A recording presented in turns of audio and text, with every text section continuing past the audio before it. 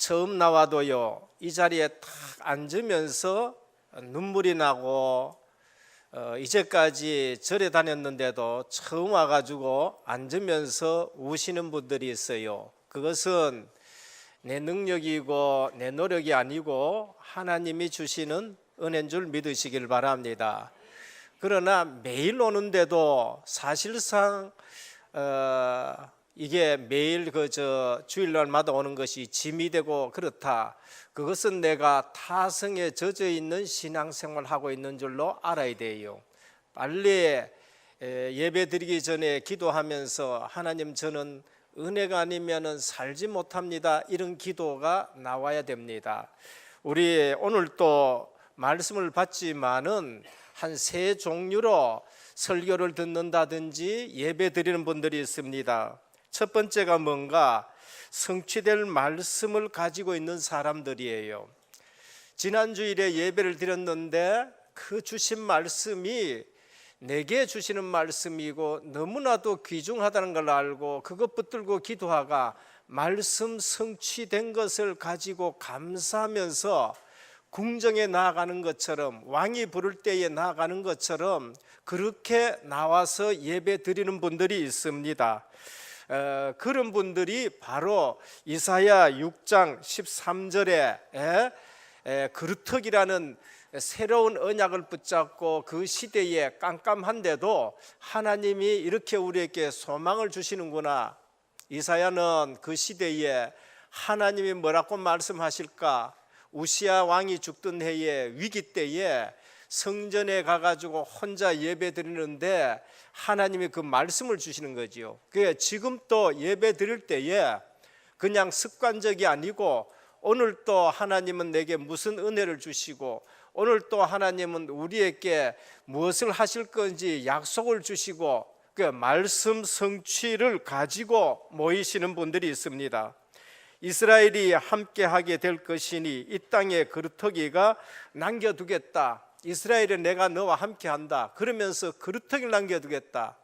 그러면서 또 신약시대에 와가지고는 오직 성령이 너희에게 임하시면 너희가 권능을 받고 예루살렘과 온 유대와 사마리아 땅끝까지 내 증인이 되리라. 그 약속을 가지고 모였는데, 그 약속대로 성령이 오시면서 제자들이 변화받고 제자들이 힘을 얻고 제자들이 예루살렘 그 말씀하신 그대로 응답받아가는 걸 볼 수 있습니다. 오늘 또 선지자들은 성취될 말씀을 붙잡고 시대를 변화시켰어요. 사무엘의 말이 하나도 땅에 떨어지지 아니했다. 여러분들이 말씀 붙들고 나가면은 여러분들이 전하는 말씀이 현장에 성취되기를 축원드립니다. 그게 성도의 삶이에요. 사무엘의 말이 하나도 떨어지지 않았다. 왜 그럴까요? 사무엘 자기 말한 거 아니에요. 선지자들은 절대 자기 말 하면 안 돼요. 선지자들은 자기 말 했다, 그건 거짓 선지자가 되는 거예요. 근데 선지자들은 하나님의 말씀을 가감없이 전해야 돼. 더하지도 말고 빼지도 말고. 계시록에 그거 적어 놓았었습니다. 그래서 사무엘은 하나님의 말씀을 그대로 전했어요. 그러니까 말씀이 하나도 땅에 떨어지지 않았다는 겁니다. 오늘 또 우리가 예배 드리면서 이러한 축복받기를 축원드립니다. 그래서 성도가 나갔는데 한마디 했어. 그게 그대로 되는 거예요. 그러니까 불신자가 보고 이 사람은 뭐가 있네, 이래 되는 거예요. 그래서 우리가 인생의 말을 하면 안 돼요. 내 생각을 말하면 안 돼요. 우리 얘기하면 안 돼요. 하나님의 말씀 붙들고 예배 드리고 그것을 응답받고 그러면서 현장에 가서 그 말 하는 겁니다. 그 하나님의 사람들이 누군가? 그게 아브라함이고 그게 이삭이고 야곱이고 요셉이었다. 창세기 바로 그 얘기예요. 그래서 두 번째는 예배 드리면서 어떤 예배를 드리냐? 성취된 말씀을 구경하는 현실적인 신자들이 있어요. 예배는 드렸어요. 그런데 예배 드리는 거로 만족하는 거예요. 내가 하나님 앞에 예배 드린 것으로 끝내는 분들이 있어요. 그러면서 이 교회는 하나님 역사가 있다 카더라는 신앙을 보는 거예요. 그러니까 구경하는 신앙생활이에요. 안 믿는 건 아니에요. 믿어요. 예배 드리고 교회 일도 해요. 그런데 내게 말씀이 성취가 되어지고 내가 기도 응답받는 것을 놓치고 살아가는 사람이에요. 그래서 교회의 이 역사 저 역사 늘 다른 사람 얘기하는 거 듣고만 말씀이 하나님이 살아계시네, 다른 사람한테 하나님 살아계시는 거 보고 가는 사람들이 있다는 거예요. 그게 누구만 큰 헌신을 할 수 없어요. 내게 그게 체험이 안 됐으니까 내가 헌신을 크게 할 수가 없어요. 하나님의 말씀이 내게 성취됐다, 헌신하는 사람이 되는 겁니다. 그 사람들이 누군가? 바로 유대 사상을 뛰어넘지 못하는 거예요. 그래서 늘 유대 안에서만 유대 사상에 갇힌 신앙생활을 하는 사람들이에요. 핍박이 와가지고 그래서 흩어져서 복음 전했는데 안디옥 교회의 역사가 일어나고 그런 것이죠. 세 번째는 어떤 사람입니다. 성취된 말씀을 보고도 육신적인 것에 눈먼 자입니다. 교회에 와서 교회의 하나님 역사를 보는데도 늘 육신적인 기준 가지고 살아가요. 그래서 육신에 손해되면은 싫은 거예요. 원수되어 버린 거예요. 그래서 늘 육신적으로 내게 이익이 되느냐 손해가 되느냐예요. 교회 와도 늘 장사 기준으로 교회 다니는 사람이 있어요. 교회 와도 늘 다단계 가지고 교회 다니는 사람들이 있다니까요. 이게 바로 성취된 말씀을 보고도 육신적인 것에 눈먼 자예요. 다단계 욕하는 게 지게는 아닙니다. 이거는 또 머리 나쁜 사람들 꼭 그런 거 가요. 또 시험 들어본다니까. 그게 아니고 육신적인 것에 눈이 멀어가지고 있는 거예요. 구약에 보면은 모세를 비난한 사람들이에요. 따라 나오기는 따라 나왔어요. 6월절 어린 양 피 바르고 따라 나왔어요. 근데 가면서 육신적인 거, 배고프다, 물이 없다, 그 다음에 수박 없다, 마늘 없다, 부추 없다, 전부 육신적인 것 가지고, 애굽에 있었으면 우리는 고기를 구워 먹을 건데 육신적인 거 가지고 그러면서 모세와 아론과 너희들은 왜 만날 제사장질을 하느냐, 이제 육신적인 거 가지고 말합니다. 신약에 보면은 사도행전 아나니아 삽비라 같은 사람들, 얼마든지 교회에 역사하시는 하나님, 그러면서 현장에 일어나는 일들 헌신하는 사람들, 바나바는 완전히 헌신 다 해버렸어요. 근데 육신적인 것 가지고 그러면서 하다가 아나니아 삽비라, 사도행전 8장에 보면 성령을 돈으로 살렸고 하는 사람, 저거 하면은 한탕하겠네, 이런 사람들입니다. 그래서 성령을 돈으로 살아가는 시몬이, 또 오늘 우리는 하나님의 말씀을 받는 수준들이 있습니다. 어떤 수준이냐? 교회에서 예배드릴 때는 대학생도 있고 박사도 있고 콜리게 초등학생도 있고, 그러면서 또 사회에 지위 있는 분들도 있고 그렇지 않는 분들 있고 많이 가진 분들 있고 아주 여러 분들이 있습니다. 그래서 하나님의 말씀을 받을 때에 불신자가 들어도 괜찮다 하고 은혜 받는 말씀이 있어요. 제 설교나 유 목사님 설교나 전도자의 설교 중에는요, 깊이 있는 메시지도 있지만은요, 잘 알아들을 수 있는 메시지도 있어요. 초등학교도 알아들을 수 있고. 그런데 복음은요, 복음은 누가 들어도 믿어질 수 있고, 복음은 간단하고 명료해요. 그런데 다른 것이 많이 들어가 있으면은 그 복음이 들려지지 않는 거예요. 그래서 우리가 말씀 전에 보면 불신자가 들어도 괜찮다고 되어지는 말씀이 있어요. 그게 뭔가 하면 철학적이라든지 도덕적이라든지 잠언서 이런 거는요, 불신자가 들으면 버뜩 더 잘 알아요. 잠언 15장 10절에 보면 17절에 보면 여간 채소를 먹으며 서로 사랑하는 것이 살찐 소를 먹으며 서로 미워하는 것보다 나으니라. 굉장히 은혜되지요. 이건 종교인들에 절에 가도 얘기하고요, 저 철학가도 얘기해요. 잠언 13장 20절에 보면 지혜로운 자와 동행하면 지혜를 얻고 미련한 자와 사귀면 해를 받느니라. 이거 불신자가 자녀들 교육할 때 그래, 좋은 친구 사귀어라, 나쁜 친구 사귀어라. 이 불신자도 얘기하는 거예요. 우리 설교 가운데 이런 얘기들이 메시지를 많이 나옵니다. 이런 데서 우리도 이걸 을반 은총이라 그래 말합니다. 잠언 19장 4절에 보면 재물은 많은 친구를 더하게 하나 가난한 적 친구가 끊어지느니라 그래 말이에요. 이게 지금 일반 사회입니다. 내 돈 있으면은요 많은 사람이 막 모여져요. 내가 돈 없는 것이 훨씬 다행하지. 전 돈 없는 것이 훨씬 다행이에요. 왜? 이상한 사람들이 많이 올 것 같으니까. 그런데 가난하면은 친구를 끊어요. 그때 있는 친구가 진짜 친구예요. 잠언 18장 24절에 보면은 많은 친구를 얻은 자는 해를 당하게 되거니와 어떤 친구는 형제보다 낫다 그렇게 말한 거예요. 그러면서 성도만 은혜 받는 말씀이 있습니다. 그게 뭔가? 하나님이 주시는 복음 메시지예요. 어느 날 하나님이 모세에게 너는 바로에게 가지고 희생 제사를 드린다 전하라 그랬어요. 그런데 모세가 가서 바로에게 희생 제사 얘기했습니다. 바로 전혀 알지 못합니다. 그게 뭔데? 여서 해라. 뭐 때문에 나갔냐? 못 알아들어요. 불신자는 절대 못 알아듣는 말씀이 있습니다. 그게 복음 메시지예요. 그런데 장로들과 히브리인들에게 얘기했는데 전부 다 알아듣는 거예요. 아비월 14일 날은 양을 잡아서 전부 물센주에 발라라. 알아듣는 사람은 다 발랐어요. 그날에 애굽의 장자는 다 죽게 되어지고 그날 밤 지나서 히브리인들은 출애굽하게 되는 거예요. 이걸 누가 알게 있느냐? 신자들만 알아요. 로마서 5장 8절입니다. 우리가 아직 죄인 되었을 때에 그리스도께서 우리를 위하여 죽으심으로 말미암아 하나님께서 우리에 대한 자기의 사랑을 확증하셨느니라. 불신자는 그게 뭔데 얘기합니다. 그러나 성도는 들으면은 그렇구나. 우리가 아직 죄인 되었을 때에 2000년 전에 예수 그리스도의 십자가 지심으로 우리 모든 죄를 사하시고 하나님이 우리를 사랑하셔서 벌써 구원의 은혜를 베풀었다. 이건 성도들만 알아듣는 말씀입니다.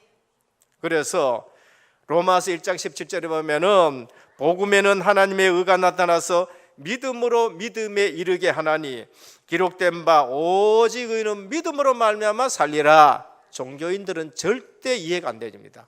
바리새인들은 절대 이해가 안 되지요. 아니 그래도 착해야지. 그래도 바르게 살아야지. 그래도 상식적인 돼야 될 거 아니냐. 뭔가 옳게 살아야 옳은 응답이 올 거 아니냐. 사람이 바로 살아야지. 그렇게 살아가지고는 우리 인생이 구원을 자는 절대 없는 거. 창세기 3장 하나님 떠난 게 해결되질 않아요. 내가 아무리 바르게 살아도 원죄 문제 해결되지 않아요. 내가 아무리 주인이 돼서 정말로 노력하고 발버둥 쳐도 사단 문제는 해결되지 않아요. 죄 문제는 해결되지 않아요. 그래서 그리스도를 보내가지고 내가 곧 길이요 진리요 생명이니 나로 말미암지 않고는 아버지께로 올 자가 없느니라 길 되셨습니다. 그러면서 십자가에서 우리 죄를 위해 제물이 되셨고 인생을 멸망시킨 사단 문제는 절대 사람이 이길 수 없어서 하나님의 아들이 나타나신 것은 사단의 일을 멸하려 하심이라 그러셨어요. 왕 되신 그리스도, 제사장 되신 그리스도, 선지자 되신 그리스도, 믿음으로만 그게 해결이 되어져요. 딴 걸로 해결되어지면은 그리스도가 안 오셔도 돼요. 그런데 다른 걸로 해결이 안 되니까 그리스도가 오셔서 선지자직으로 하나님 만나는 길 가르쳐줬고 제사장직으로 죄 문제 해결하셨고 왕의 직으로 흑암 사단 마귀를 이기신 줄 믿으시길 바랍니다. 그게 믿을 때에 그게 내게 되는 거예요. 하나님이 믿음이라는 수단을 가지고 우리를 구원하신 것입니다. 그런데 우리가 보면은 다 이해하고 다 믿어지면 좋은데 그렇지 않는 게 있어요. 신자가 봐도 이해가 안 되는 말씀들이 있습니다. 그게 계시록 같은 겁니다. 이건 도저히 봐도 저도 아직까지 그 부분에 보면은 근데 위로가 되는 거가 칼빈 목사님이 모든 주석은 다 해석을 다 해놨어요. 그런데 계시록은 칼빈 목사님이 나는 이거 안 쓰는 게 좋겠다. 주석하지 않는 게 좋겠다. 그래서 주석하지 않았었습니다. 오늘 우리는 하나님의 말씀을 대할 때에 깊이와 넓이와 넓이 속에서 이해가 되어지는 겁니다. 시간이 지나가서 그게 또 이해가 되어지고 믿어지는 게 있어요. 제자들이 예수님 말씀할 때에 십자가 이해가 안 되어졌어요. 예수님 말씀하실 때 성령 보내겠다 이해가 안 되어졌어요. 예수님 말씀하실 때에 하나님 나라 이해가 잘 안 되어졌어요. 그런데 예수님이 십자가 지시고 부활하시고 내가 성령을 보내겠다 하는 거, 오순절 마가다락방에 성령 임하시고 나서는 전도 현장 가서 귀신이 쫓겨나가고 흑암이 꺾여지고 그들이 정말로 예수 믿고 하나님의 백성이 되고 시간 갈수록 요한이 그걸 본 거예요. 그래서 요한복음 읽어보면 뭐라고 하냐, 말씀이 응하였다. 요한은 100세까지 살았거든요. 그러니까 예수님의 말씀이 살아갈수록 그게 성취가 된 걸 봤어요. 그래서 요한복음 읽어보면요, 다른 복음에 없는 내용이 나요. 말씀이 응하였더라. 말씀이 지금 성취가 됐다는 거예요.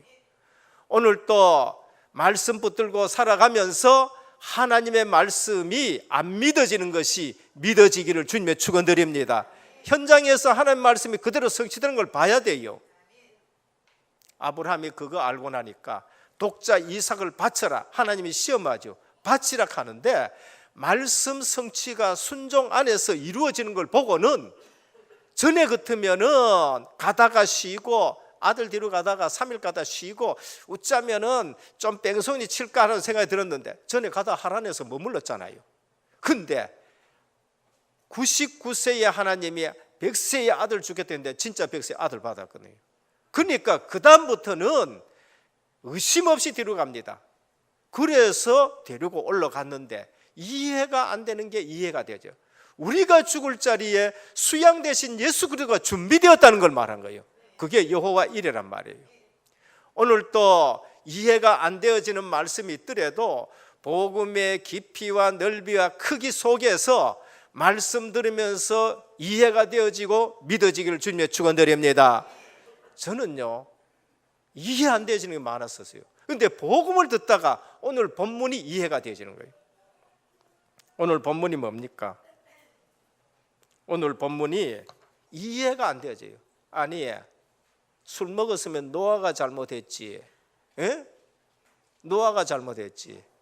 그 왜 함이 저주받느냐? 함이 바른 말 했는데 그러면 노아가 고쳐야지. 왜 가나안이 저주받느냐? 후손이 또 바른 말 했으면 함이 저주받아야지. 왜 가나안이 저주받느냐? 도저히 이해가 안 되어지는 말씀이 여기 나온 거예요. 오늘 우리가 이 부분에서 빨리 아셔야 돼요. 교회는 세상하고 다르다는 거예요. 첫 번째입니다. 제일 먼저 알아야 될 것이 구원받은 복음 공동체의 의미를 모르면은 구원받아 놔놓고 방주 타고 내려와 가지고 하나님이 주시는 복을 누리질 못해요. 그게 오늘날 우리 신앙생활에서 일어나는 일이고 교회 안에서 일어나는 일이에요. 은혜 안 받은 게 아니고 복음의 넓이와 크기와 깊이와 길이를 잘 알지를 못하는 거예요. 구원받은 복음 공동체의 의미가 뭔가? 그게 교회예요. 오늘 방주에서 내린 사람들, 그게 교회라는 거예요. 방주 그리스도 아니에요. 방주 복음 있는 교회 공동체를 말한 겁니다. 노아의 가정은 구원받은 복음 공동체예요. 그게 교회인 것입니다. 유월절 어린 양 예수 그리스도의 피 언약을 발랐다, 그러면 그 안에 있는 사람들은 구원받은 공동체예요. 광야에 그들이 나와서 모였다, 그게 구원받은 공동체예요.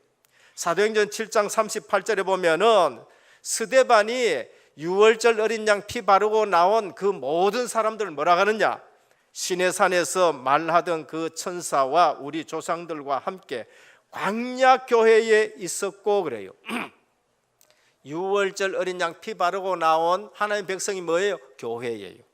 그걸 하나님의 군대라고도 말하고 하나님의 백성이라고 말하고, 영적 싸움을 싸울 때는 군대고 애굽에서 빠져나온 것은 하나님의 백성이고, 그리고 하나님이 함께하는 것으로는 그것이 교회인데 광야 교회란 거예요. 오늘 마태복음 16장 16절 주는 그리스도시요 살아계신 하나님의 아들이십니다. 네가 복되도다. 내가 이 반석의 내 교회를 세우리라 하셨습니다. 교회가 뭔가? 하나님이 세우시는 것이 교회예요. 주님이 세워요. 그래서 구약에서 교회를 가할 그래요. 소집했다, 이스라엘의 총회다, 하나님이 불러 모은 사람들이 교회입니다. 내가 너를 지명하여 불렀다 그랬어요. 카트라인 끄는 게 아니고. 오늘 여기 오신 분들은 하나님이 지명해서 부르신 자인 줄 믿으시길 바랍니다. 그게 교회예요. 교회. 신약에는 에클레시아, 불러냈다 그래요. 어떤 면에서는 세상에서 한 명 한 명 하나님이 불러가지고 여기에 모은 거예요. 그게 교회예요. 교회는 성도라 그래요. 하기오스, 거룩한 물이란 거예요. 뭐로 거룩하게 됐습니까? 예수 그리스도의 피로 씻어 거룩하게 된 거예요. 그걸 교회라 그래요. 오늘날 구원받은 복음 공동체의 의미를 모르면은 교회가 뭐 이래 이렇게 돼. 세상 방법 기준 가지고 자꾸 얘기하는 거예요. 그게 함이 저지른 실수예요. 함이 바른 말 안 했다는 게 아니고 함이 저지른 실수가 그거라니까요. 그래서 예수 그리스도의 교회를 또 다른 말로 말하면 그리스도의 몸이라 그렇게 말합니다. 에베소 1장 23절, 골로새 1장 18절에 보면은 교회는 예수 그리스도의 몸이라라고 말했습니다. 내가 내 손 보고 손이 뭐 이래 못생겼네. 그 다음에 또 손을 물어뜯기도 하고, 그건 정상적이 아니에요. 잡혀 걸린 애들이나 자기 손 물어뜯지 그건 정상적이 아니거든요. 그러니까 교회와 세상은 전혀 다른 곳이에요.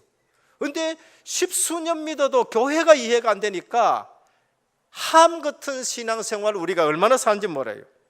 교회는 그리스도의 신부입니다. 예레미야 2장에, 호세아 1장에서 3장에, 요한복음 3장 29절에 교회는 예수 그리스도의 신부라요. 그래서 보호해야 되고 사랑해야 돼. 우리 주님이 사랑하는 것이 바로 교회예요. 그래서 에베소 5장에 볼 것 같으면 그리스도께서 교회를 사랑한 것 같이 남편은 아내를 사랑하라 그렇게 말씀하는 거예요. 교회는 하나님의 성전이에요. 영적 성전입니다. 너희가 하나님의 성전이니까 하나님의 성령이 너희 속에 거한 줄 알지 못하느냐? 교회는 새 예루살렘이에요. 새롭게 된 예루살렘이에요. 교회는 진리의 기둥과 터라 그렇게 말했습니다. 디모데전서 3장 15절에. 그래서 교회를 비난하거나 허물을 말하는 것은 아니에요. 그래서 오늘 또 이 본문이 왜 이해가 안 됐냐?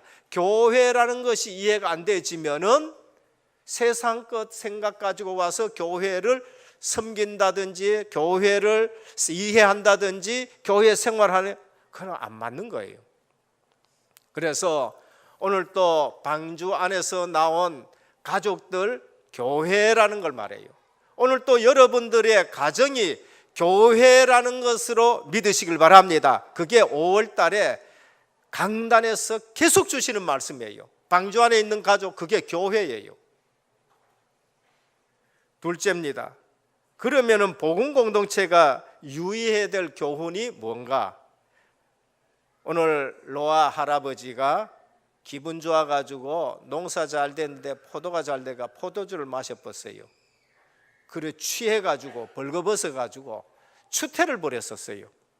성경은 포도주 자체가 나쁜 것이 아니다라고 말합니다. 성경은 술 자체가 나쁜 것이 아니다라고 말합니다. 또 이러면 아이고 잘 됐다, 뭐 술 먹어도 괜찮다는 건데 꼭 이렇게 생각하시는 분들이 나온다니까.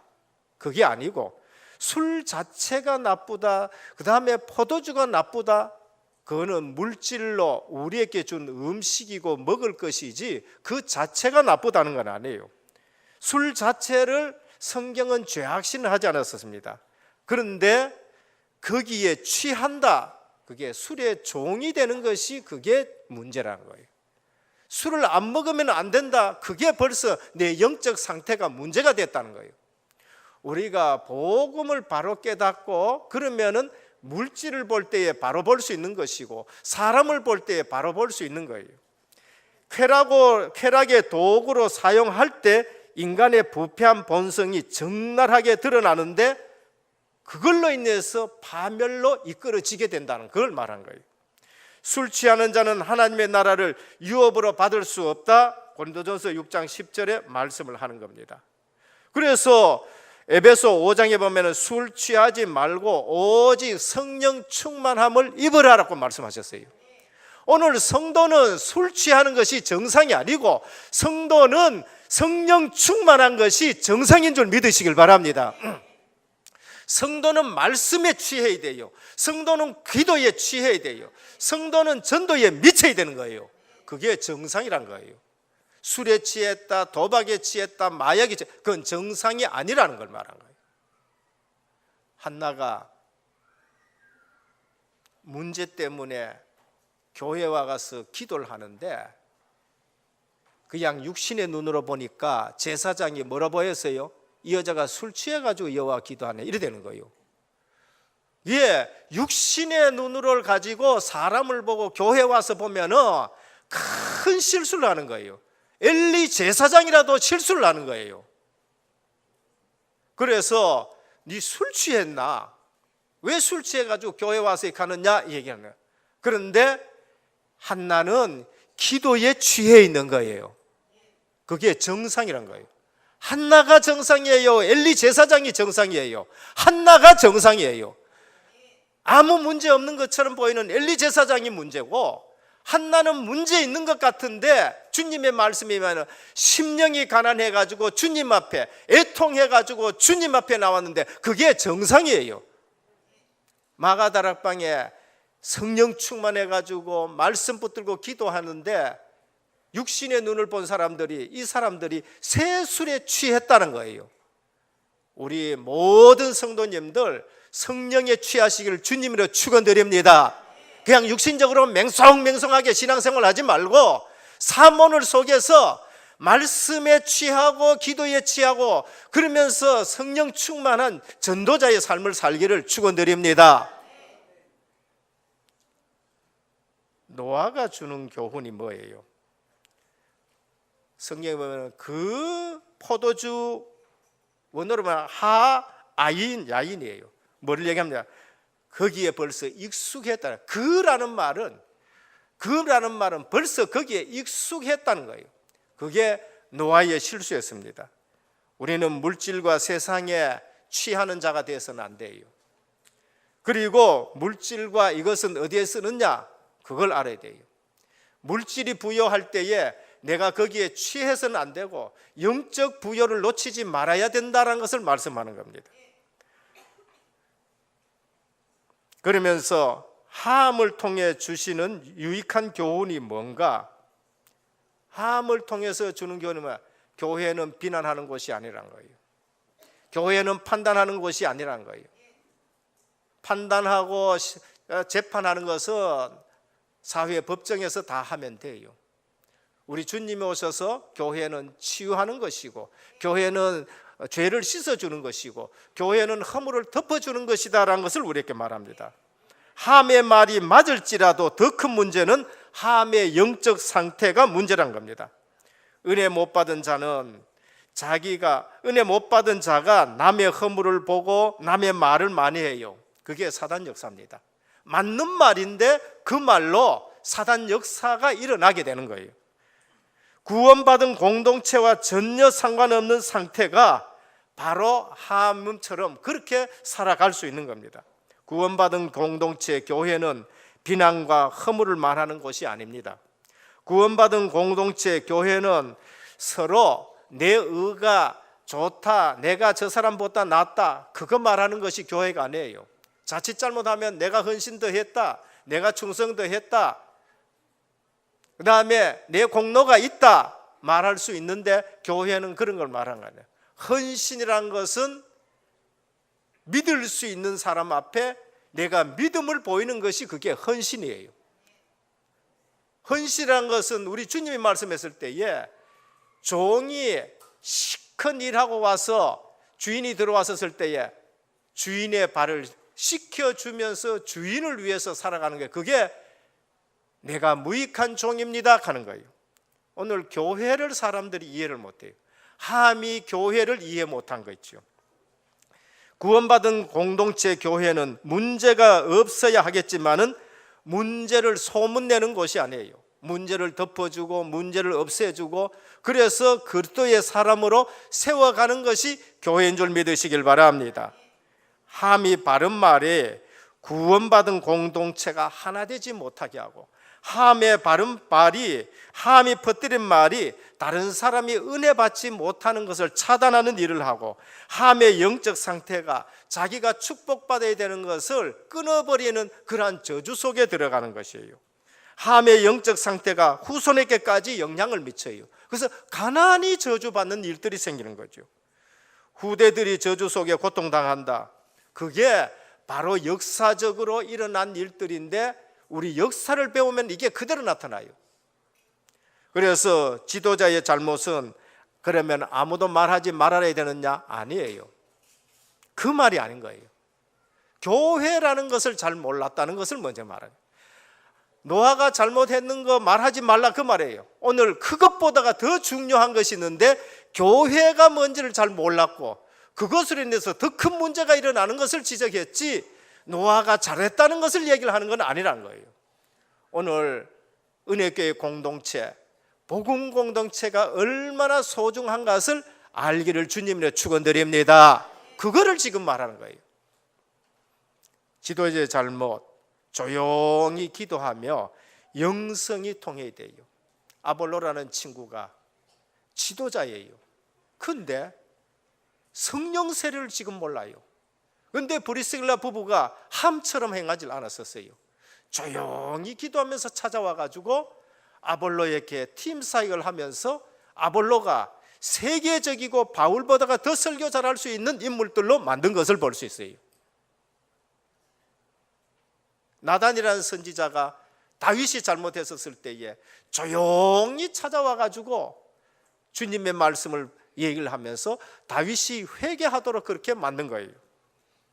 여러분들, 장로님을 위해서 기도했다, 분명히 한 번도 안 만났는데도 만나면 통해요.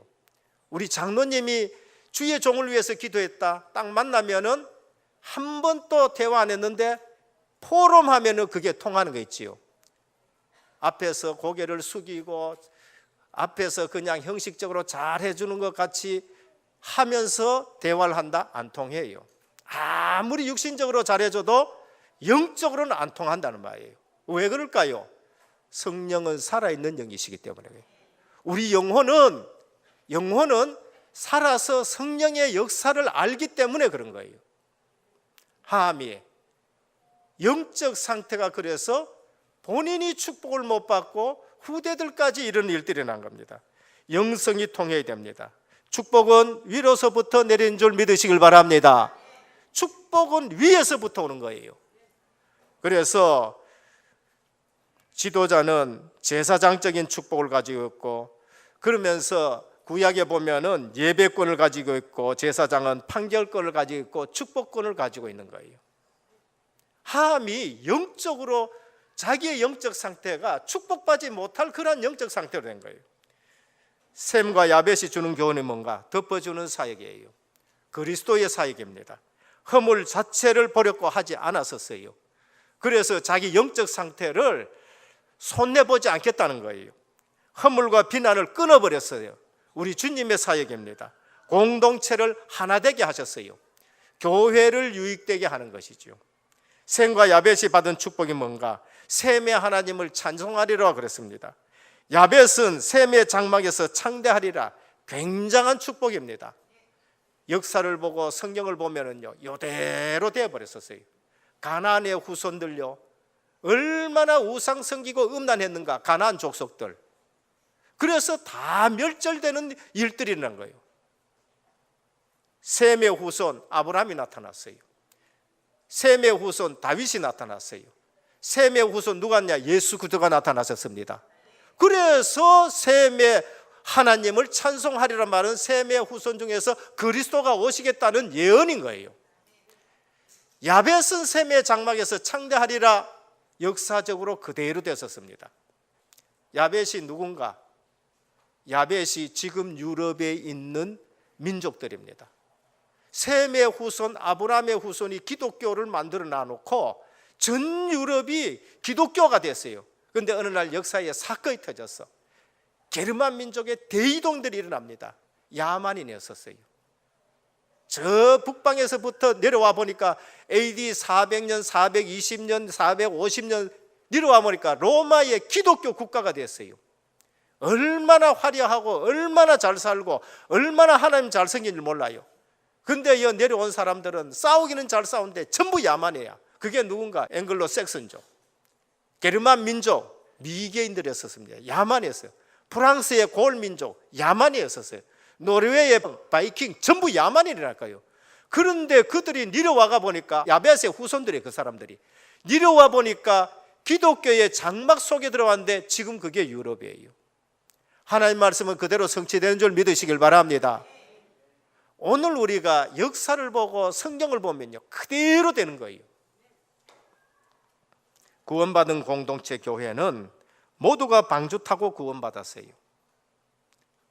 그래서 방주 안에는 정결한 짐승도 있고 부정한 짐승도 있어요. 정결한 짐승도 방주 안에 들어와야 구원받아요. 부정한 짐승도 방주 안에 들어와야 구원받아요. 사람들이 보기엔 저 사람 좀 괜찮다, 방주 안에 들어와야 구원받아요. 아무리 인격이 훌륭해도 방주 밖에 있으면 다 멸망받아요.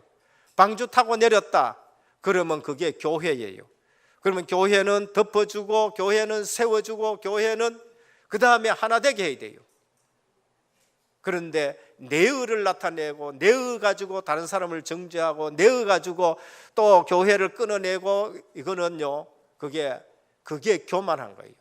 교만했기 때문에 그렇게 되는 거예요. 내의 드러나는 것이 그 사람의 교만이에요.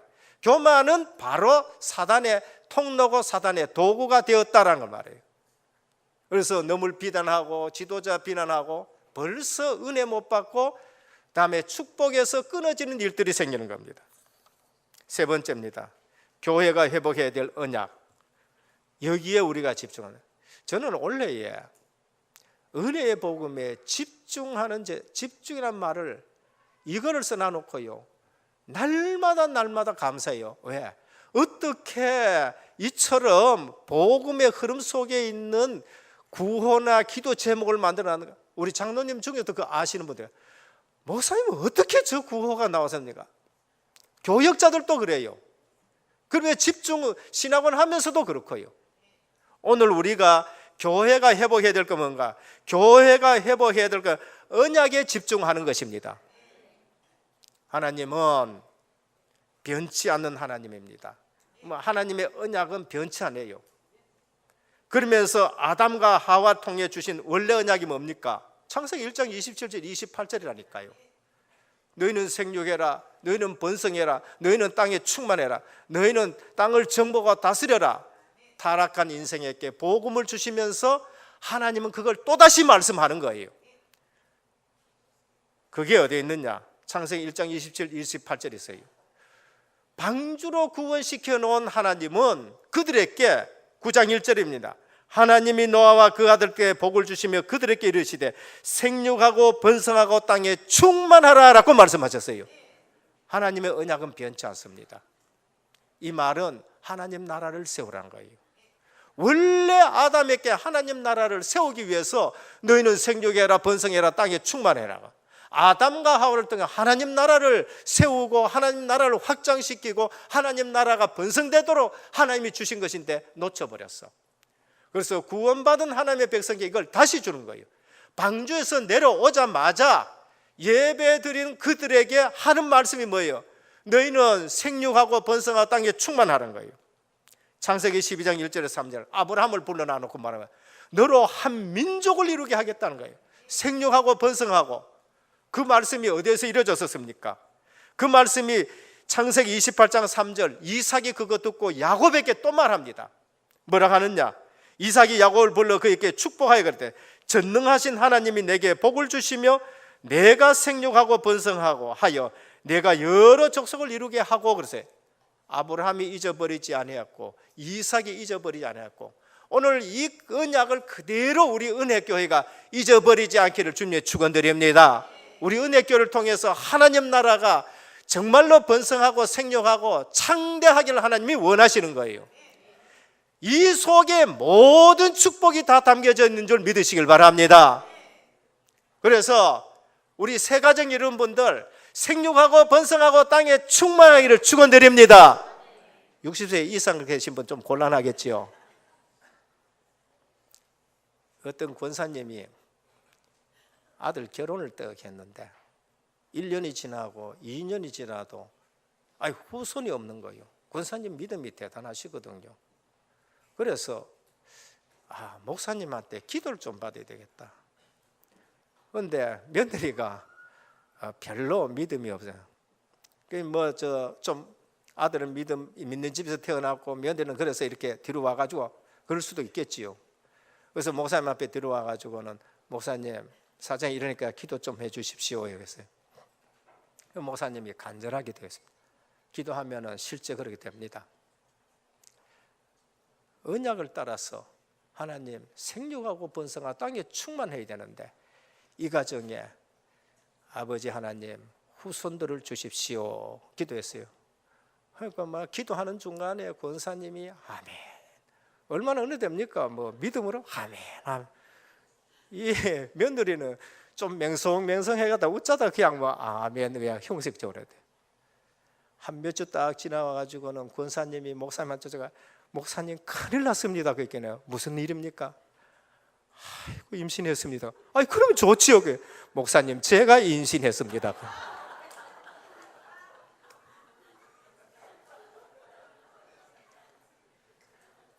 저는 기억합니다. 2월 달인가요? 제가 그 마음이 불붙어 일어났어요.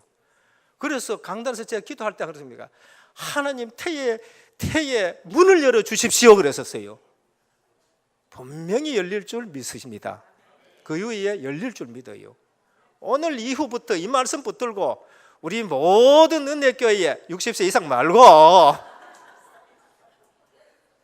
서희 낳았는데 또 괜찮아요.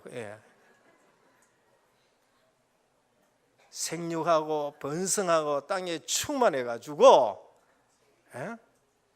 모든 불신자가 볼 때에도 하나님 나라가 풍성한 것이 보여지기를 축원드립니다. 노예로 간다고 그게 말씀이 취소됩니까? 아니요. 출애기 1장 7절입니다. 이스라엘 자손이 생육하고 불어나 번성하고 매우 강하여 온 땅에 가득하게 되었더라. 노예로 갔는데 말씀이 성취되는 거예요. 중요한 것은 그들이 언약을 놓쳐가지고 지금 헤매고 있는데, 그러니까 하나님의 백성에게는 하나님의 말씀이 성취되는 거예요. 오늘 그래서 우리를 은혜의 복음에 언약에 집중하는 교회가 되시길 바랍니다. 하나님은 어떤 경우에도 새 일을 행하십니다. 그게 이사야 6장 13절이고 그게 사도행전 11장 19절이고 그게 이사야 60장 1절이에요. 내가 새 일을 행하겠다는 거예요. 일어나 빛을 발하라. 남은 자 통해 새 일하고 흩어진 자 통해 새 일하고 숨겨둔 자 통해 가지고 새 일을 행하시는 겁니다. 결론입니다. 핵심 때 이런 말씀을 하셨어요. 나를 보는 눈 했습니다.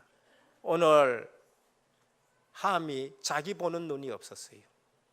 함이 자기 교회 보는 눈이 없었어요. 구원의 공동체가 몰랐는 거예요. 오늘 내만 생각하는 사람은, 내 가정만 생각하는 사람은 동장밖에 안 됩니다.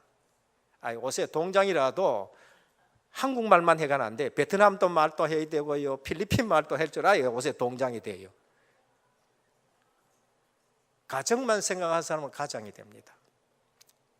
독리만 생각하는 사람은 동장이 돼요. 시를 생각하는 사람은 시장할 수 있는 그릇이 되는 겁니다. 오늘 우리는 그런 그릇이 되가 안 돼요. 세계 살릴 수 있는 그릇 되기를 주님의 축원드립니다. 교회가 뭔지를 알아야 돼요. 교회는 세계 복음화를 맡았는 거예요. 저는 요즘 237개 나라를 듣다 보니까요, 237개 나라를 어떻게 하냐. 그런데 듣다 보니까 237개 나라를 감당해야 돼요. 장로님 한 번에 한 번 해보면 되는 거죠. 300중직자이라면 237개 나라가 모자라는 거예요. 나를 보는 눈. 그래서 결론이 나야 하는 나의 삶이 된다. 오늘 또 교회의 결론이 나시고 복음의 결론이 나시고 그러면서 내 개인이 완전 복음으로 결론 나서 정말로 교회 살리고 하나 되게 하고 세계 복음화하는 후대들이 일어나는 교회의 중요한 주역이 되기를 주 예수 그리스도 이름으로 축원드립니다. 아버지 하나님, 감사를 드립니다. 구원받은 복음 공동체가 얼마나 귀한지 우리가 모르고 살아왔었습니다. 자칫 사회적인 시각을 가지고 교회를 볼 데가 없지 않습니다. 시큰 구원 속에 뒀는데도 내 생각, 내 판단, 사회적인 기준 가지고 그러면서 내 의를 말하고 내 중심 가지고 살아가는 신앙생활 하다가 다른 사람을 비방하고 다른 사람을 정죄하는 일들이 있었는데 모든 축복의 통로를 막아버렸었습니다. 오늘 우리가 셈과 또 야베처럼 하나님의 축복받는 비밀 가지고 교회를 살리게 하여 주옵소서. 우리 후대들이 이 축복 속에 있게 하여 주시옵소서. 우리 주 예수 그리스도 이름으로 간절히 기도드립니다. 아멘.